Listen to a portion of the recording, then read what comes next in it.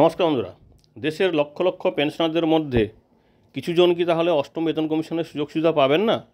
এটা আমি বলছি না, এটা বলছে দেশের সমস্ত বিরোধী দলগুলি। কারণ 2025-এর 25শে মার্চ ভারত সরকার একটি নতুন আইন পাশ করেছে, যে আইনে এই সমস্যাটির কথা বলা হচ্ছে বিরোধী দলগুলির পক্ষ থেকে।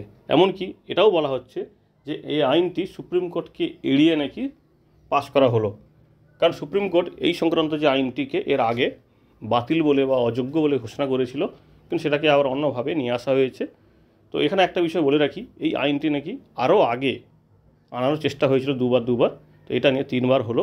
তো দেখা যাক আইনটাই বা কী, আদৌ কি পেনশনাররা এর ফলে কি সুবিধা থেকে বঞ্চিত হবে, সরকার বা কী বলছে। কারণ অষ্টম বেতন কমিশন নিয়ে সরকারি কর্মচারীদের সঙ্গে সঙ্গে পেনশনাররাও কিন্তু তাকিয়ে বসে আছে যে কবে লাগু হবে সবার জন্য।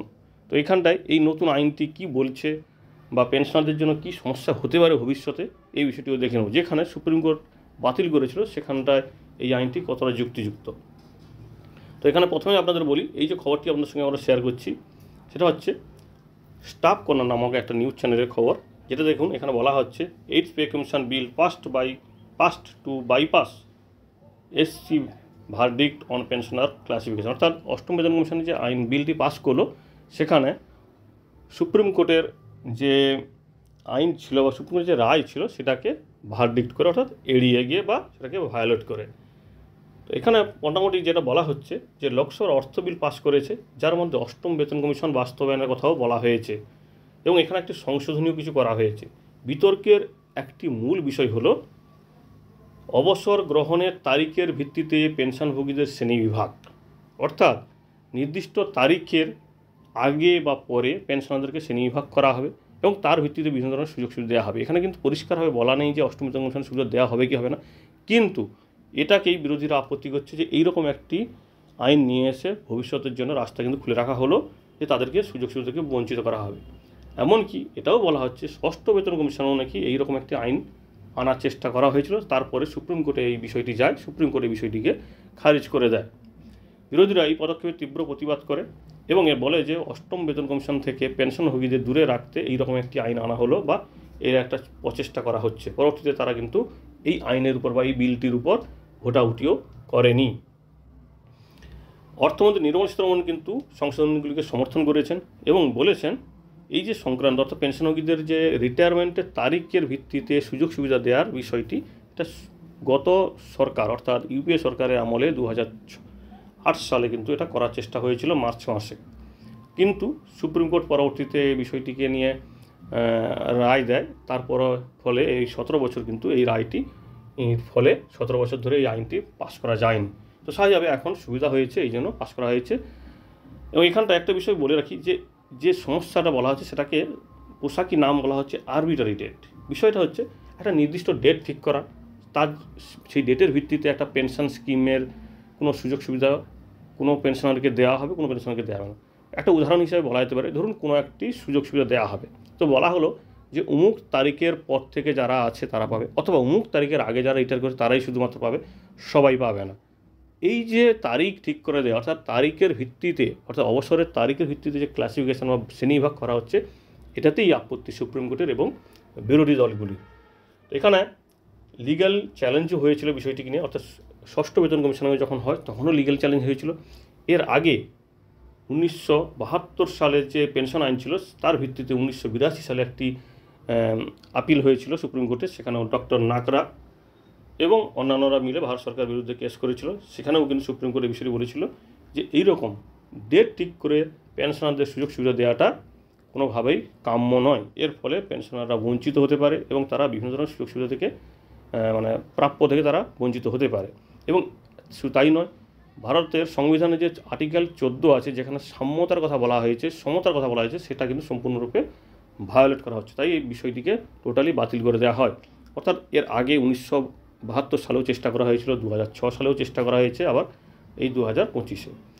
তো এখানে কয়েকটি বিষয় সুপ্রিম কোর্ট পর্যবেক্ষণে বলেছে যে পেনশনারদের একই গোত্রে রেখে, অর্থাৎ একই শ্রেণীতে রেখে তাদের কি সমানভাবে সুযোগ সুবিধা দেওয়া যায় না। দ্বিতীয়ত, রিটায়ারমেন্ট ডেটের উপর ভিত্তি করে তাদেরকে ক্লাসিফিকেশান করলে তাতে কি পেনশনদের লাভ হবে না পেনশনরা ক্ষতিগ্রস্ত হতে পারে। এবং যে ডেট অফ রিটায়ারমেন্টের উপর ভিত্তি করে সুবিধা দেওয়াটা তাতে সমতার বিপক্ষে গিয়ে বা সংবিধানের 14 নম্বর ধারাটাকে ভায়োলেট করছে না, এই বিষয়গুলো কিন্তু সুপ্রিম কোর্ট সেই সময় বলেছিল। শুধু তাই নয়, এই ডক্টর নাকরা কেস তাই নয়, মণিপুরের পেনশনারদের পক্ষ থেকেও কিন্তু একটা কেস হয়েছিল। ডক্টর সুরেন্দ্র নারায়ণ গুপ্ত বাংলা হাইকোর্ট, মধ্যপ্রদেশ হাইকোর্টের সিদ্ধান্ত দিয়েছিল না, এই আইনটি বাতিল করা হবে। পরবর্তীতে সুপ্রিম কোর্টও কিন্তু সেই রায়টাকে রেখে দেয় 2006 সালে, যে 2006 সালের পূর্ববর্তী এবং পরবর্তী পেনশনভোগীদের আলাদা করে পে কমিশনের সুযোগ সুবিধা দেওয়া হবে। তো এই বিষয়টিকে তখনও কিন্তু খারিজ করা হয়েছে, অর্থাৎ নির্দিষ্ট ডেটের ভিত্তিতে পে কমিশনের সুবিধা দেওয়াটা বাতিল করে দিয়েছিল মধ্যপ্রদেশ হাইকোর্ট এবং সুপ্রিম কোর্ট। কিন্তু এই যে রায়টা দেওয়া হয়েছে তার মূল নির্যাস হচ্ছে কি, পেনশনভোগীদের তাদের অবসরের তারিখের ভিত্তিতে কোনোভাবে সুযোগ সুবিধা দেওয়া যাবে না, তাদেরকে সমানভাবে সমান নিয়মে তাদেরকে সুযোগ সুবিধা দিতে হবে, এবং অবসর তারিখের ভিত্তিতে তাদের যদি কোনো সুযোগ সুবিধা দেওয়া হয় সেটা কিন্তু বৈষম্য হতে পারে। আদালত আরও বলেছে জীবনযাত্রার মান বৃদ্ধিতে, জীবনযাত্রার ব্যয় বৃদ্ধিতে পেনশনভোগীদের প্রভাবিত করতে পারে এই রায়টি, অর্থাৎ অবসরের ভিত্তিতে, অবসরের তারিখের ভিত্তিতে তাদেরকে সুযোগ সুবিধা দেওয়াটা।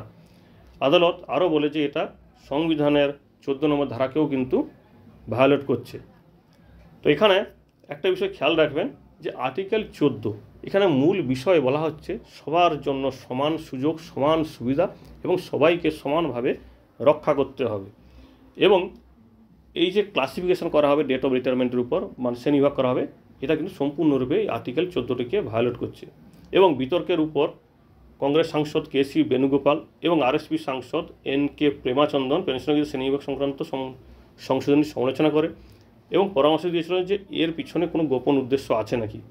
এর জবাবে মাননীয় অর্থমন্ত্রী বলেছেন যে কোনো গোপন অভিসন্ধি নেই, কারণ আমরা সপ্তম বেতন কমিশন যখন দিয়েছিলাম 1 জানুয়ারি 2016 আগে পরে সবাইকে দেওয়া হয়েছিল, অষ্টম বেতন কমিশনেও কিন্তু সেই একইভাবে হবে নাকি এটা কিন্তু বলেনি। তো 2016 উদাহরণ কিন্তু উনি দিয়েছেন। 2025-এ তাহলে কি হবে, বা 2026-এ যে পে কমিশন আসতে সেটার কি সুযোগ সুবিধা সবাই পাবে নাকি, এটাই বিরোধীরা আশঙ্কা হচ্ছে যে এখানেও কিন্তু নির্দিষ্ট ডেট ঠিক করা হবে নাকি যে অষ্টম বেতন কমিশন কারা পাবেন কারা পাবেন না। যদিও সরকারের পক্ষ থেকে এই বিষয়ে কোনো বলা হয়নি, বিরোধীদের এটা অভিযোগ। শেষ পর্যন্ত লোকসভাতে কিন্তু বিরোধীদের কোনো সংশোধনী নেওয়া হয়নি, আইনটি পাস হয়ে যায় এবং 35টি সংশোধনী এখানে পাস হয়েছে। তার মধ্যে এই ডেট অফ রিটায়ারমেন্টের ভিত্তিতে যে পেনশনারদের ভাগ করা, শ্রেণীবিভাগ করা এবং তার উপরে সুযোগ সুবিধা দেওয়া, সেটাও কিন্তু আইনটি পাস হয়ে গেছে। এবং সেই সঙ্গে আরেকটি গুরুত্বপূর্ণ বিষয়, সেটা হচ্ছে অনলাইন বিজ্ঞাপনের উপর 6% ডিজিটাল ট্যাক্স চালু করা, যে বাতিল করা হয়েছিল সেটাও কিন্তু অন্তর্ভুক্ত করা হয়েছে। অর্থাৎ পরিষ্কার বলতে গেলে লোকসভাতে কিন্তু এই পেনশনারদের ডেট অফ রিটায়ারমেন্টের উপর ক্লাসিফিকেশান বিষয়টি পাস হয়ে গেছে। এবার বাকি আছে রাজ্যসভায় যদি পাস হয়ে যায় সেক্ষেত্রে এই আইনটি লাগু হয়ে যাবে এবং পেনশনারদের নির্দিষ্ট তারিখের ভিত্তিতে সুযোগ সুবিধা দেওয়ার বিষয়টি কিন্তু চলে আসছে। তো দেখা যাক ভবিষ্যতে কি হয়, বা ভারত সরকার কি ভাবছে পে কমিশন নিয়ে, সবাই পাবে নাকি, কারণ এটা এখনও কিছু বলার জায়গা আসেনি যে পে কমিশন সবাই পাবে না। বিরোধীরা অভিযোগ করছে এই আইনটি নিয়ে যে ডেট অফ রিটায়ারমেন্ট, অর্থাৎ কবে তারিখে রিটায়ার করেছে তার উপর পে কমিশনের সুযোগ সুবিধা দেওয়াটা বা অন্যান্য সুযোগ সুবিধা দেওয়াটা, এই বিষয়টি কিন্তু বিরোধীরা মানতে চাইছে না। তো দেখা যাক আবার ভবিষ্যতে আবার হয়তো কেস হতে পারে বা কী হবে এখন তো বলা যাচ্ছে না, যতক্ষণ না ভারত সরকারের যে অর্থ বিলটি বাইরে আসছে, প্রকাশ্যে আসছে, ততক্ষণ কিন্তু এই বিষয়ে কনফার্ম হলাম না।